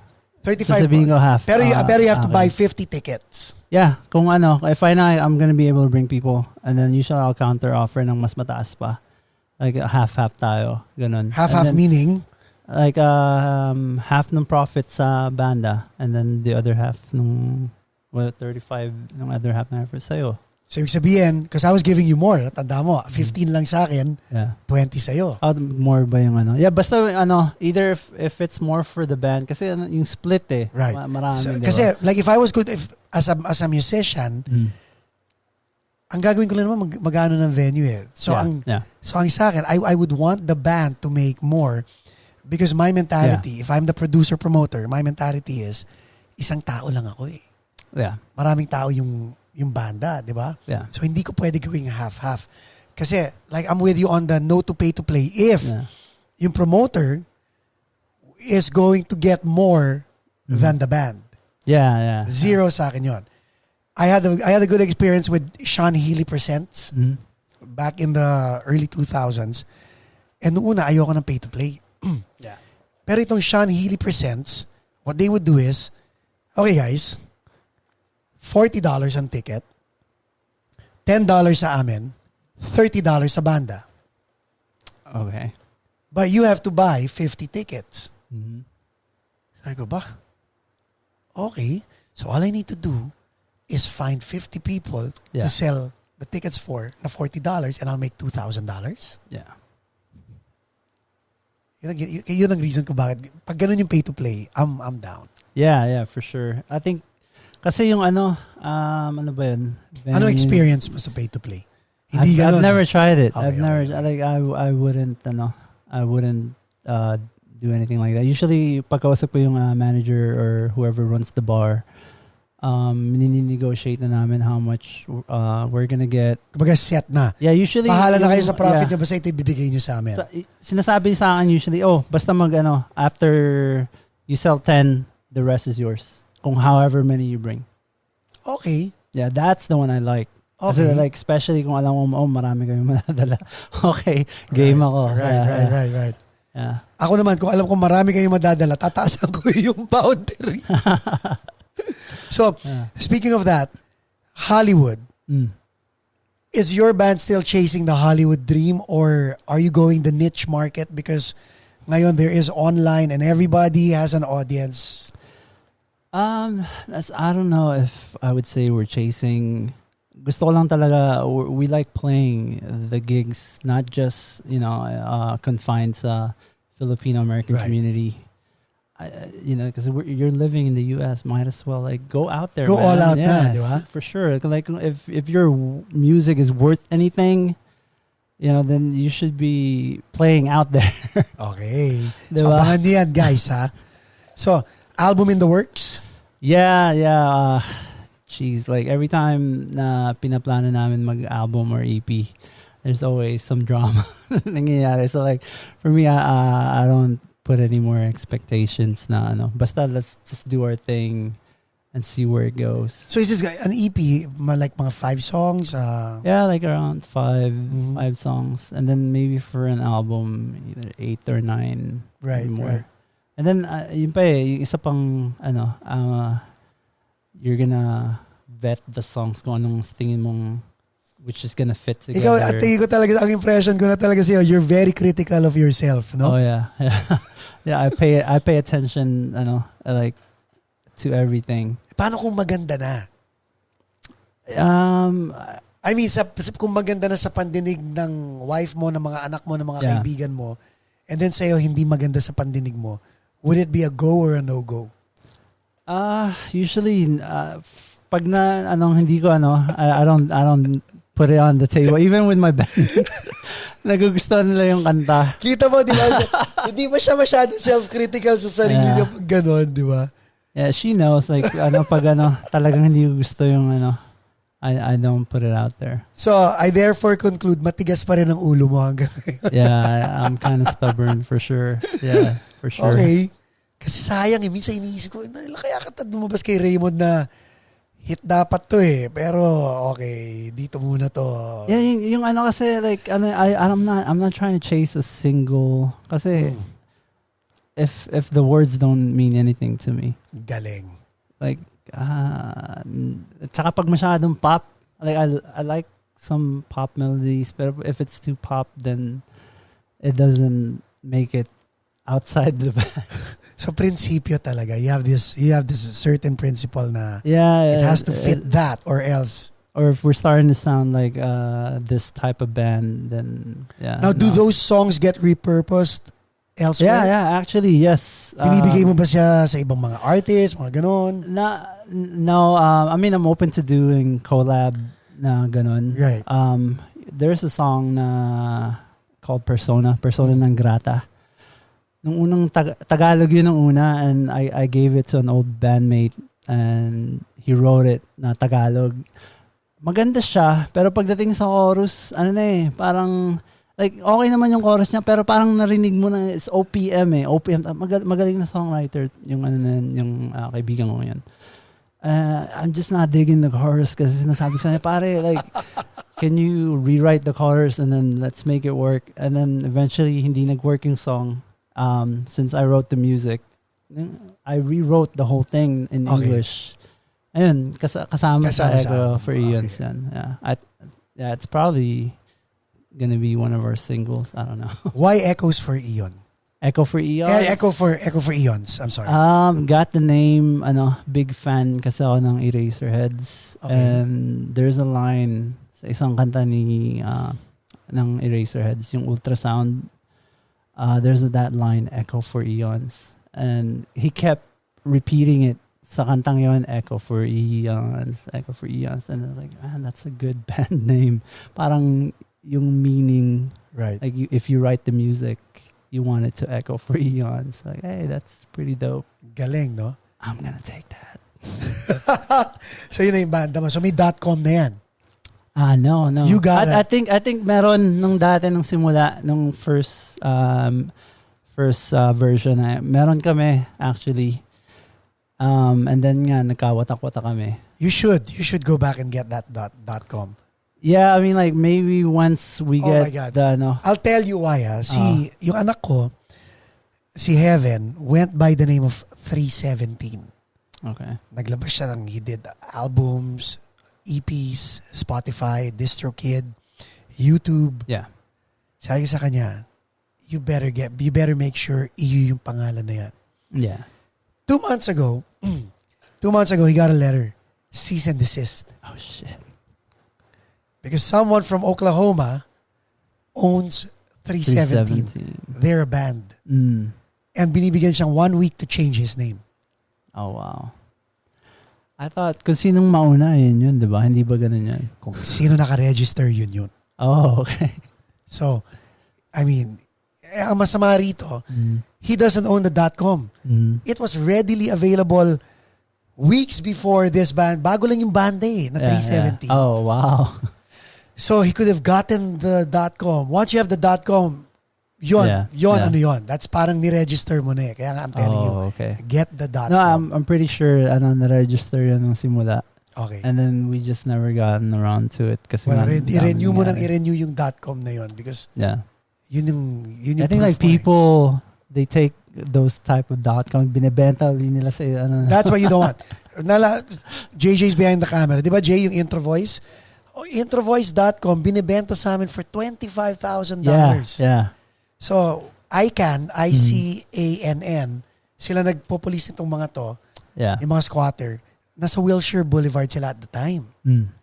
And we were close to Wilshire Boulevard. Kami ni Jonathan Buencamino, we had all the documents to prove that we were Introvoice in 1986. Oh, okay. Oh my God, natahimik ako. Parang 2 years old lang ako noon, guys. So bit-bit namin lahat yun. Pinakita namin talaga sa kanila. We are that group. Yeah. They gave it to us for free. Nice. Yeah. Ayos, bro. Diba? Pero, buti na lang because yung banda, kami nag-invento ng pangalan na yun Walang pinanggalingan yun So doon pa lang, hindi nyo na madidispute yun. At ang hirap makaisip ng ng name, no? Ng unique na, like until now, walang Pero maganda yung name na yan, Echo for Eons. Yeah. Have you met the Eraserheads? Oh, yeah. All of them? Yeah, all of them. Nice people. Yeah, I talked. Sino pinaka-paborito mo ron? One of them. Favorite? I don't know kung my favorite, but they're all cool. Yun pa yung nakakagulat. Walang like, Walang ere. walang ere. Yun yan, tsaka talagang hardworking yung common theme ng mga successful musicians. Like si Raymond Marasigan, ang daming banda. Yeah, he's such a grinder na wala siyang yabang. Because like people thought na sa mga banda niya, siya yung band leader. Sabi niya, hindi. Yeah, I'm just part of this band. I'm part of this band. Oh, Squid Nine, yeah, ako yan. Pero this, di ba, parang ganun and all that. Yeah, na-meet ko I have a Ellie Buendia story. Oh, share. Nag-open yung we're part of this festival, I guess, kung opening kami, act whatever. Yung Echo for Eons. And then, after nun, main headliner si Ellie. Okay. I don't think it's Ellie Buendia. And then, I went backstage para kunin ko yung amp ko. And then, parang yung security guard, sinarado yung bigla. Kasi tapos na yata si Ellie nun eh. Nasa backstage din pala sa dressing room. Okay. Or sa green room. Anyway, sinarado yung security guard. All the fans were like trying to get in. Gusto mo pa-picture or whatever kay Ellie. And ako naman, accidentally lang kinukuha ko na yung gamit ko. Alis sana kami ni Mrs. nun. So, like, oh, what's going on? Ba't ganun? Tapos nandun pala si Ellie sa green room. Yeah, sa green room. So like, punta kami, tinignan namin, and nag-usap kami ni Ellie. And then he was aware of the name of the band. Yeah, the name of the band. Tapos sinasabi niya pa nga daw sa anak niya, hey, pangalan. And then parang hinitap niya ako yung for the link ng music. Ayun, the next day, following day, sinend ko sa kanya yung recording na ginawa namin ni Tim De Ramos. Tsaka ni Erwin Raif. Okay. Yeah, yung Star-Crossed Lovers. Tsaka yung demo namin from the first original members. Send ko kay Ellie. And then, we got a really good response na ang ganda nung sinabi niya. I was psyched. I was like, damn, he listened. Teka, you mentioned Tim De Ramos. He played drums for Echo for Eons also? Nung nag-recording kami, nag-jam kami. Okay. Yun, magaling yun. Yeah, that guy is like... Ba't di mo yayain? Next level. Gusto kong makabanda siya kaso parang... Monster Turn Machine. Silang dalawa ni Mike. Before pa ng yun, MTM. Okay. Like way before, kami. We collaborated, we recorded music together. Dapat mag-i-EP kami. And... ano ba nangyari? I forgot. Yun, isa pang masipag na tao yun. Oh yeah. Galing nun. Like, he knows his stuff. So, niyaya mo siyang sumali sa banda, hindi? No, I don't think we had that conversation. Parang jam lang talaga yun. And How do you know if this person is the right person? How do you invite people to be part of your band? I mean, usually I'll send out, hey, jam tayo. Okay. Yeah, let's jam. Let's see where it goes.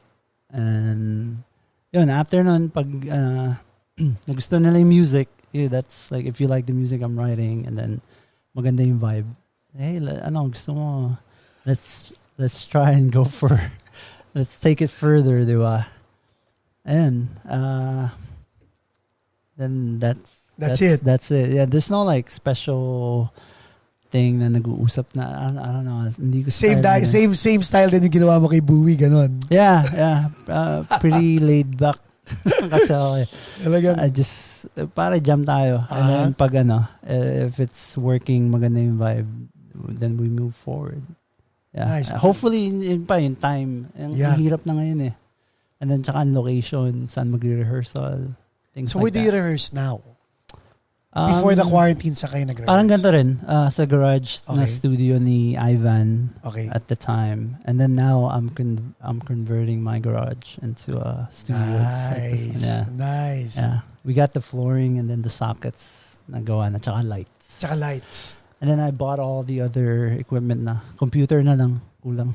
Mac, PC. Yung nga sa akin, parang MacBook ang kukunin ko, MacBook Pro. Yeah. And then you can have it portable. Make it easy. Yeah. Diba? Kumbaga, I know, yung mga PC lovers and Mac haters, lalo yan. Yung naka-brief dyan. Si naka-jockey. Mike, punta ka sa harapan ng camera, pakita mo yung sarili mo. Bilis. Ano ba siya? PC. PC. Yeah. Pag Yeah. gusto mo, pag talagang if you know your computers, then yeah, PC tapos Linux. So ang cute ni Mike Alabad. Kikwento ko lang sa audience. No? Sige. So sabi niya, kailan lalabas yung mga performances? Kailan lalabas yung mga ganito? Kailan lalabas yung mga ganyan? Sabi ko, sandali Mike, ako lang ang nag-e-edit. I could help. Sabi ko, oo ba? Sabi ko, you have a Mac? PC. Hindi na ako nag-reply. Mahirap ba yung conversion nun? Una pa, magkaiba yung software eh. Tapos, pag nagtanong siya sa akin, can you help me? No? Magkaiba yung software, so wala akong alam sa PC. Diba? Yeah. So, wala lang. So, get a Mac. Yeah, yung ano rin sa akin eh. I talked to several producers kung ano bang re-recommend mo if I'm trying to build a studio. Yeah. Yung sinabi, I guess it's easier. Tapos in-ears lahat, di ba? Mm-hmm. Para hindi ka na makikiusap sa... Yeah, and then wala nang noise na complaints, di ba? Wala na. Especially sa tinitira namin, tahimik eh. Parang ganito. Sobrang Sa South kayo, South Bay? South Bay, yeah. Okay. Torrance. Yeah. Ooh, nice place. Yeah. Maraming Filipinos and... Japanese. Japanese. Yeah, a lot of Japanese. Torrance. King's Hawaiian is in... Torrance ba ang King's Hawaiian or Gardena? Borderline. I think both. Borderline, Probably. no? Krista? Borderline nga. Yeah, I think you might be right. Torrance siya? talaga? Torrance, okay. Dalawa ba? Okay. May Gardena, may Torrance. Yeah. Masarap pumunta sa Captain Kids sa Redondo. I've never been there. Redondo Beach. Captain Kids? I gotta check that out. Yung seafood nila yun. Nagugutom yeah, allergic yung mga family members ko. Ako pwede ako. Ako pwede rin ako, pero allergic ako sa shrimp na may balat. Hindi ako pwede kumain ng shrimp na kailangan na balatan na po. Take note. I love seafood, pare, 'di ba? Kasi Islanders na. Yeah, diba? yeah. May tapos huge sa Redondo Beach funnel cake. Mm-hmm. Oh my goodness. Eto na acid reflux. Hindi na pwede. So okay, let's recap no. This is a nice conversation. Sorry guys, hindi namin pinag-usapan yung gitara. It means we'll bring him back to talk guitars and talk shop, no? Kasi mas maganda yung life story eh. Yeah. I don't know. I mean, I always say people are like, so actually ang comment ng people pala, they like the life story because it's an origin story of you. Okay. And we intend to bring you back and then we can talk shop and then people will know who you are by going back to this episode. Yeah. Hindi yung, okay, saan siya nag-gitara, kanino siyang gitarista and all that stuff. Yeah. So I hope you had fun. Oh, yeah. It's been like an hour already? No, wala pa. 30 minutes pa lang. 30 minutes pa lang tayo. And mukha lang 1 hour. Actually, magto 2 hours na tayo. Holy shit. Yeah, talagang wala akong concept ng time, pare. In the moment ako. And this is very good, no? Now, before we go, leave our audience something very important, which is also close to my heart, which is the concept of family. The importance of family. People kasi say, hindi, kaya nasira yung relationship namin kasi harang yung pamilya sa passion ko, ganyan eh. Can you dispel that myth? Can you break that myth apart? Kasi ikaw, you're doing everything eh. Yeah. Give them something to give an advice. Yeah. How do you do it? Just juggling all that? Yeah. Get a good job na pinapayagan kang gawin yung ginagawa ko. So first things first, right? Yeah, you have to have like yung trabaho mo allows you to do that. Kasi I guess I'm fortunate. Right. Na marami akong like flexibility ng trabaho ko. I can do a lot of things. So in other words, ang ganda ng sinabi mo, no? Because like kahit kami sa Intro Voice, we have day jobs. Yeah. Because at the end of the day, your dream may not feed your family yet. Diba? Yeah. So that's what you're saying first. Prioritize what you need to prioritize. So ang inuna mo talaga is, kailangan ko maghanap ng isang bagay na magpapakain sa pamilya ko. Correct? Yeah. Panalo. Yun talaga. And then, I mean, like, wag masyadong, don't take it too seriously. I mean, yung art, you gotta take that seriously. Pero like, don't overthink it. Right. It's if you go down that path, madidepress ka lang. Correct. Wala ka pa naman doon. I've been there. Okay. I've been there. Paano ka nakabangon from your dark days? From the dark days. What clicked? What changed you? Acid? No, I'm just kidding. Oh yeah, definitely, di ba? No. What brought you back? Psychedelics. Yeah. No, hindi, I would say, ito, seryosong usapan. Sa akin, nung nakilala ko si Mrs., definitely, like, turned things around for me. Like, siguro, I'll probably be in jail kung di ko asawa si Mrs. ko. And Krishna was very patient with you. Oh, hell yeah. Yeah. Talagang, so, she turned my life around. Kasi nung time na yun, hindi pa ako nagda-drive, wala akong driver's license. Galing, no? Tinakas ko yung kotse para puntahan siya. Yeah. Yeah. Galing, no? Yeah. I mean, magaling because you have a wife who actually is really putting everything she has, her life, in your hands. Yeah. And then ikaw naman, you were aware enough to know na, oh my God, I have these people putting their lives in my hands. Let me get my act together. Parang ganun ba? Parang natural, parang natural kong na-feel na. Natural for you. Tanda mo, maraming tao na hindi ganun, ha? For me, parang natural ng, hey, I gotta do better kasi like, that's how Amen. she makes me feel na I have to be a better person. So before getting a good job, get a good wife. Oh yeah, for sure. Diba? Make sure na best friend mo. Otherwise, hindi mag-work yan. Ano pa? And Kids before music, music before kids. Value mo talaga family. Yes. Make sure you got each other's back. No matter what, you have to have each other's back. Tulungan mo uplift each other. Kung anong ginagawa ng kids mo, make sure you guide them and then uplift mo sila. Support mo yung mga trip nilang ginagawa. Whether it's art, if kung gusto nila pursue maging singer or whatever. Kasi yung usually typical Filipino parents like, no. Yeah. Diba? Nurse ka dapat. So let other people critique, ikaw hindi. Ikaw you encourage, no? No, ako, kung anong gawin ng kids ko, I'll support them. Yeah. Amen. Yeah. And then I'll guide them to like, in case it doesn't work out, you gotta have a plan B. Yeah. Galing. Guys, Raymond Lacsamana, people. Thanks for coming over. Thanks for having me. I hope may napulot kayo ang daming magagandang aral, ha. Before anything else, this is from Radiant Medica, Radiant Beauty MD. Ayan, this is yours. Nice. Ating sponsor. Okay, salamat. Actually, Beauty.